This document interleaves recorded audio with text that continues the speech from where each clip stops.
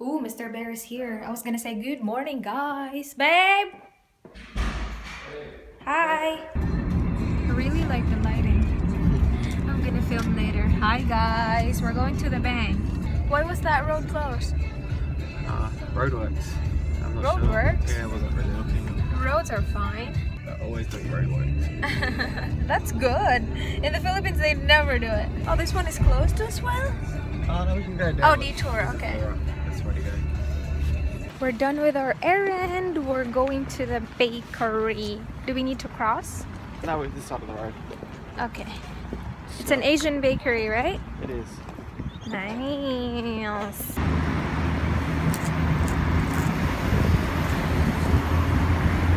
UNB hair salon.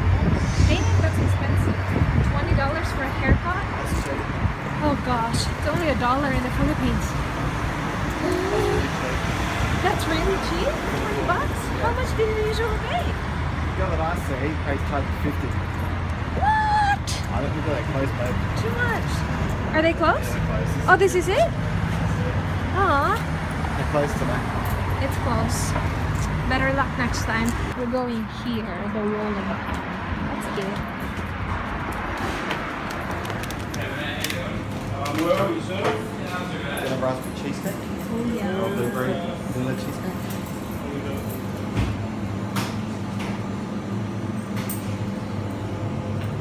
What can I get for you then? Have a dress one, please. We don't have any, sorry. You like Cheddar those? steak and bacon, What are you getting? Cheddar steak and bacon. Yeah, no worries, sorry about that. Just trying to get some stock in now, actually. Any sauce? You want these ones? Just So gonna you're... Do you have the what? a pie. The pie? I'm gonna try the pie. Not now yet. And this is the blueberry cheesecake. Yeah. Hi guys! I'm home na pala. And Mr. Bear, nagtrabaho na ulit. Kasi sinamahan niya lang ako kanina. Gusto ko lang ipakita sa inyo si Ube. Kasi marami sa inyo nagtatanong kung kumusta na siya. Buhay pa rin siya you guys. Pero, buhay pa rin siya. Pero yung bukol niya, habang tumatagal lalong lumalaki, makikita nyo na, wait. Oh, nakikita nyo yung bukol! Nasa kabilang side. Mamamatay na talaga to eh. See? Ang laki! Ang laki-laki! Ube. Poor Ube. Sabi ni Mr. Bear, kasalanan niya daw kasi parang tinamad siya na linisin ng maayos or linisin like, you know, the right way yung bahay ni Ube. So, parang nalagyan ng bacteria yung tubig kasi this bukol daw is caused by bacteria. Hala! Hala you guys! Oh my gosh, ngayon ko lang yung nakita. Parang meron pa siyang isang bukol sa dyan, sa baba. Wait. Yan, ang laki ng bukol, my gosh. Parang dyan, nakikita nyo yan. Ube, bakit ang dami mo ng bukol? Nakakaloka kang isda ka. Meron siyang bukol sa parang dito sa throat niya. Char throat! Pero see? Ewan ko kung nakikita nyo. Lasagna for my lunch. Ito yung dinner namin kagabi. Hindi namin naubos. So, I'm having it for my lunch today. And I just painted my nails. I used the LOL nail polish in the shade Blue Brigade, I believe. Yes. And then on my toes, I used the BYS nail polish in Ultraviolet. That is right there. I'm still watching the DZMM live. I just wanna say though, I'm so happy, Duterte. Para sa akin, official na to. Ang taas na ng lamang. So, yes. Yung gusto ko talaga manalo si Duterte. Tapos sa Vice President, si Leni Robredo. And both of them are leading. So, yeah. O, see, 15 million na si Duterte. Si Rojas, 9 million. So, sure na to. Sure na talaga to. Akala ko talaga si Grace po yung magiging second.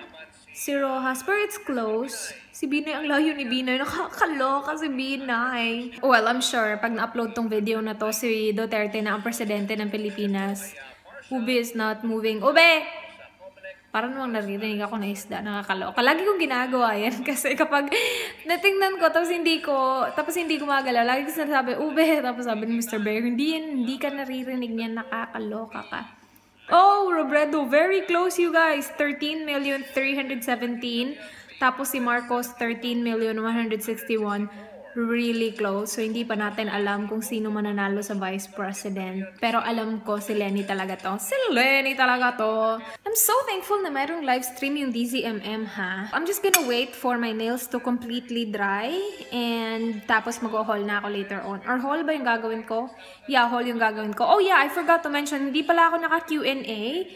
Stop muna natin to. Ang ingay ni Julius Babaw. Why is Ubi not moving at all? Like, nakahang lang talaga siya sa ano. Try ko i-zoom to, ha. Na nakikita niyo si Ubay, nasa plant lang siya. There. Di siya gumagalaw. Hala, tingnan natin to. Nakakalokan to. Nakakatakot ka! Are you moving? Oh, yes. Okay. Baka natulog lang, ginalaw ko pa. Pero, nakakatakot kapag hindi gumagalaw. Hi guys! I just finished filming a video. I filmed a haul. Tapos, now, I will go ahead and prepare our dinner. Sobrang aga pa, pero imamarinate ko lang siya para nuot sa sarap. Char, nuot sa sarap. Parang pro lang. I will be making pork chops again. I will be baking it. So, yes, I'm just gonna prepare that. Bakit parang ang dilim tingnan? Anyway, I have here my pan, tapos my pork chops right here. Lalagyan ko lang to ng baking paper para madaling linisin mamaya. So, lalagyan ko lang siya ng baking paper. I usually do 2. So, 1, and then 2. Tapos dito ko na nilalagay yung pork chops. I already washed my hands. Do not worry. I was gonna use this chicken salt, pero nabasa ko yung ano dito, expiration date. Good. Best before November 2015. So, I'm gonna throw this away. Sayang oh. Sarap pa naman ito. Chicken salt. Anyway, I will be using just regular salt, which I have right here. And then I'm also gonna put some Italian herbs. Nakita ko lang to dun. Pero before those, I'm gonna put olive oil sa pork chops. So, I'm gonna lay the pork chops right here.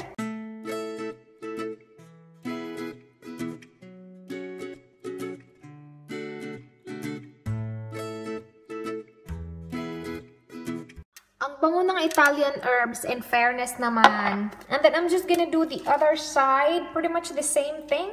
And I will just cover this with a sling wrap and then ready na to bake mamaya. My pork chops looks like that. Mamaya ko pa yan i-bake kasi hindi pa dinner time. Pero para manuot lang yung mga spices, herbs, and spices, ganon. So, dyan na muna yan. I'm gonna put this in the oven na dumating na si Mr. Bear kanina pero umalis ulit, tumakbo.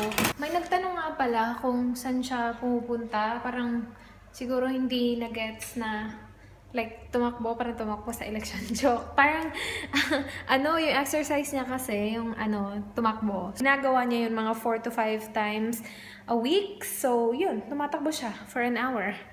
And pagbalik niya, ready na yung dinner namin. I also have my rice going now. So, malapit na siya maluto actually. Good morning, guys! This is going to be my late breakfast and early lunch food for today. Binikot ko kagabi kasi ito na naman yung baon ni Mr. Bear. Gusto niya daw kasi. So, yeah. Ito lang yung bell pepper or capsicum they call it here. And then, merong mga cheese, bacon, and obviously egg. So, yes, yummers! Hi guys! I will go live in siguro an hour and a half. I posted a really quick video on my channel na I will go live later on because, yeah. And I will be using a different like website for my live stream, not anymore Facebook. Kasi I've heard na yung website na yun, mas maganda daw, mas marami daw features. So I'm gonna try it out. Before doing that, I'm gonna bake banana bread kasi dadalhin namin sa bahay ng mama ni Mr. Bear. Kasi today is Wednesday. So that means pupunta na naman kami doon. I cannot wait for the food. Grabe, ang sarap magluto ng mama niya. Swerte-swerte ko. Ang swerte-swerte ko. Totoo, ang sarap magluto ng mama niya. And, kapag Wednesday, yung bread. No, bread, banana.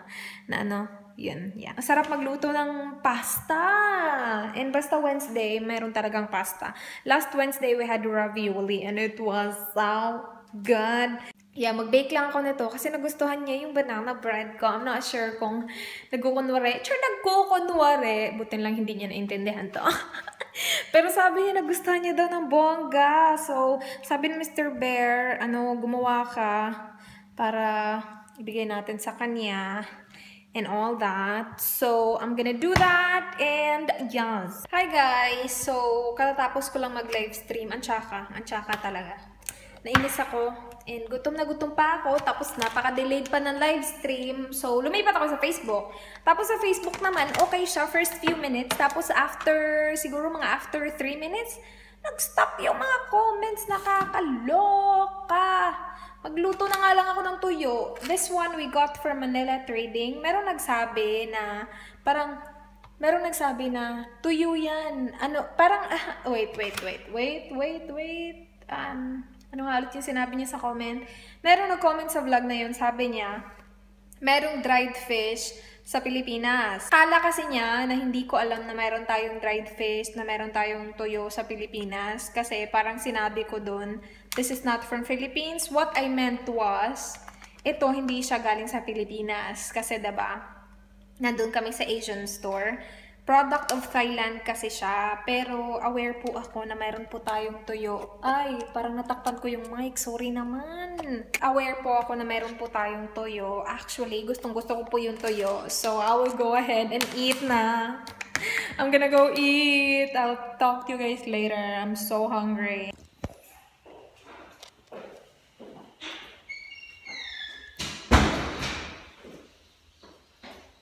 Hello.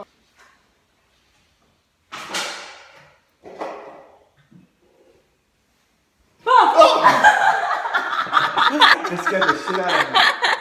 My face looks a bit dry. I'm not really sure if you can see, but right here. Siguro because I had BB cream on today and stuff like that. I have so much going on my face because again, I filmed a review earlier. Pero yeah, we're home na as usual. Masarap yung pagkain kanina kasi sarap ang luto ng mama ng Mr. Bear. Yummers yung pasta. We had, hindi ko alam kung anong tawag sa pasta na yun eh. Basta ganito siya kalalaki. Tapos parang, basta hindi ko alam.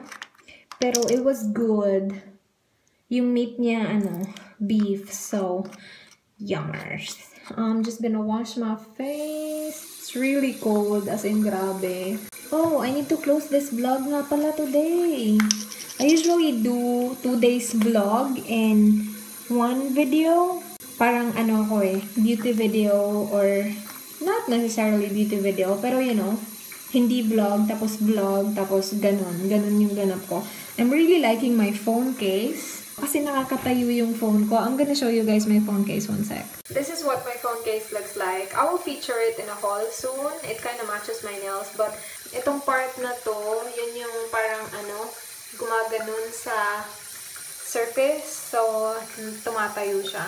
Sige na. I was absolutely cut off from that wall. Good night. I'm just gonna close my vlog. I forgot to close it when I was in the bathroom. Good night. Good night. Good night. Be good. Bye, guys.